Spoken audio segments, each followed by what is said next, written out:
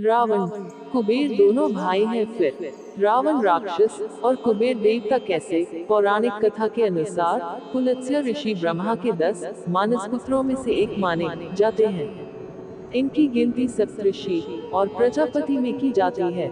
विष्णु पुराण के अनुसार ब्रह्मा ने पुलत्स्य ऋषि को पुराणों का ज्ञान मनुष्य में प्रसारित करने का आदेश दिया था। पुलत्स्य के पुत्र विश्रवा ऋषि हुए थे, जो हविर्भु के गर्भ से उत्पन्न हुए थे।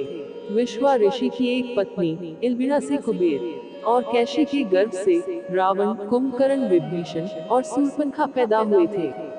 सुमाली विश्वा के ससुर रावण के नाना थे। विश्वा की एक पत्नी माया भी थी, जिससे खर, दूषण और त्रिसरा पैदा हुए थे, और जिसका उल्लेख तुलसी के रामचरित्र मानस में भी मिलता है।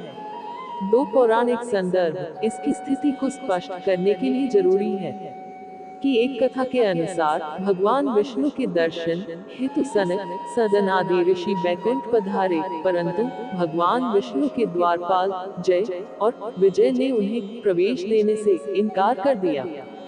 ऋषि अप्रसन्न हो गए और क्रोध में आकर उन्हें श्राप दे दिया कि तुम राक्षस हो जाओ। जय विजय ने क्षमा मांगी। भगवान विष्णु ने भी ऋषियों से क्षमा करने के लिए कहा। तब ऋषि ने अपने श्राप की तीव्रता को कम किया और कहा कि 3 जन्मों तक तुम्हें राक्षस योनि में रहना पड़ेगा, और इसके बाद पुनः तुम इस पद पर प्रतिष्ठित हो सकोगे। और इसके साथ एक और शर्त थी कि भगवान विष्णु के किसी अवतारी रूप के हाथों ही तुम्हारा मरना अनिवार्य है। ये श्राप राक्षस राज लंकापति दशानन के जन्म की आदि कथा है। भगवान विष्णु के ये द्वारपाल पहले जन्म में हिरण्याक्ष और हिरण्यकशिपु के रूप में पैदा हुए। हिरण्याक्ष राक्षस बहुत शक्तिशाली था। उसने पृथ्वी को उठाकर पाताल लोक में पहुंचा दिया। पृथ्वी की पवित्रता बहाल करने के लिए भगवान विष्णु को वराह अवतार धारण करना पड़ा था। फिर विष्णु ने हिरण्याक्ष का वध कर पृथ्वी को मुक्त कराया था। हिरण्यकश्यप भी ताकतवर राक्षस था। उसने वरदान प्राप्त कर अत्याचार करना आरंभ कर दिया था। भगवान विष्णु द्वारा अपने भाई हिरण्याक्ष का वध करने के कारण हिरण्यकश्यप भगवान विष्णु का विरोधी था, और अपने विष्णु भक्त पुत्र प्रहलाद को मरवाने के लिए भी उसने कोई कसर नहीं छोड़ी थी।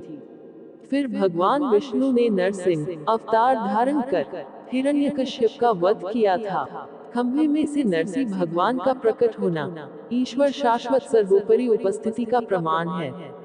त्रेता युग में ये दोनों भाई रावण और कुंभकर्ण के रूप में पैदा हुए, और तीसरे जन्म में द्वापर युग में जब भगवान विष्णु ने कृष्ण के रूप में जन्म लिया, तब ये दोनों शीशपाल और दंतवक्त्रत्व नाम के अनाचारी रूप में इन दोनों का वध भी भगवान कृष्ण के हाथों हुआ था।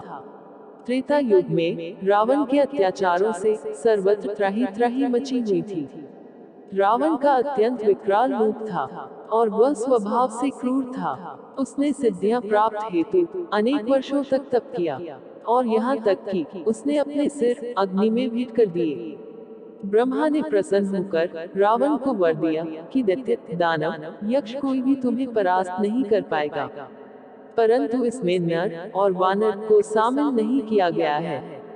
इसलिए नर रूप में भगवान राम ने जन्म लिया, जिन्होंने वानरों की सहायता से लंका पर आक्रमण किया, और रावण तथा उसके कुल का विनाश हुआ। बहुत ज्ञानी पंडित होने के नाते रावण संभवतः ये जानता था कि श्री राम के रूप में भगवान विष्णु का अवतार हुआ है। छल से वैदेही का हरण करने के बावजूद उसने सीता को महल में रखने की वजह अशोक वाटिका में रखा, क्योंकि एक अप्सरा रंभा का श्राप उसे हमेशा याद रहता था कि रावण, तुमने कभी बलात्कार करने का प्रयास किया तो तुम्हारा सिर धड़ से अलग हो जाएगा।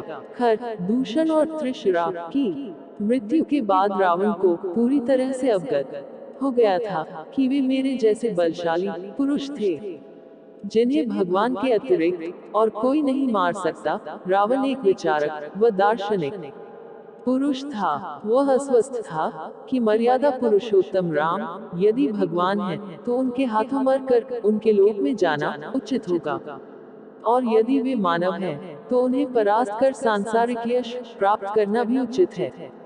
अंततः रावण का परास्त होना इस बात का प्रमाण है कि बुराई के कितने भी सिर क्यों न हो, कितने भी रूप हो, सत्य की सदा विजय होती है। विजयदशमी को असत्य पर सत्य की जीत का प्रतीक माना जाता है। कहते हैं भगवान राम ने त्रेता युग में नवरात्र का व्रत करके रावण वध किया था। पुलत्स्य ऋषि के कुल में जन्म लेने के बावजूद रावण के पराभव और अधोगति के अनेक कारणों में मुख्य रूप से दैविक और मायिक कारणों का उल्लेख किया जाता है, जिनकी वजह से उन्हें राक्षस योनि में पैदा होना पड़ा। मायिक स्तर पर शक्तियों के दुरुपयोग ने तपस्या से अर्जित ज्ञान को नष्ट कर दिया था। ब्राह्मण कुल में जन्म लेने के बावजूद अशुद्ध राक्षसी आचरण ने उन्हें पूरी तरह सराबोर कर दिया था, और हनुमान जी को अपने समक्ष पाकर भी उन्हें पहचान नहीं सका कि वह उसके आराध्य देव शिव के अवतार हैं। रावण के इस अहंकारी रूप से ये शिक्षा मिलती है, शक्तियों के नशे में चूर होने से विनाश का मार्ग प्रशस्त होता है। भक्तों के लिए विनयशील और अहंकार रहित होना प्राथमिक आवश्यकता है। यदि आपको ये स्टोरी पसंद आए तो वीडियो को लाइक, शेयर और हमारे चैनल को सब्सक्राइब करना ना भूलें। धन्यवाद।